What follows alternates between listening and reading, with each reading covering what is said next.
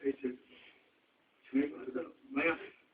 Bunun için metot kahve çok kısıtlı kahve. Pansuman yapmaktansa kahve yapmayı tercih ederim. Başka tadı için peki.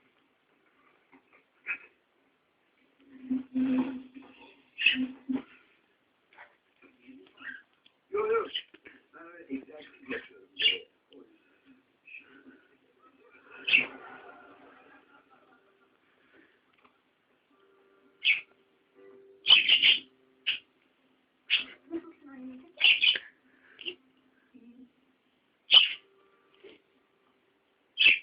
Babam ne yaptı?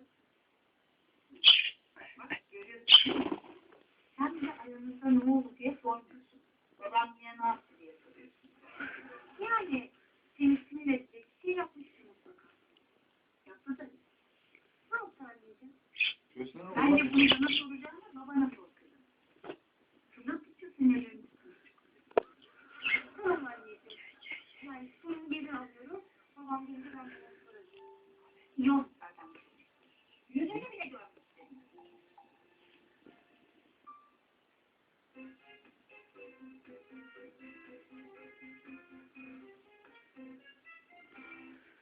Kızım, bu ne oldu? Ne varmış Halim Bey? Kızım ne varmış Halim'de diyor ya. Bir cadı, bas arada yatıp da seni balaya mı gönderdi? Bu ne hal?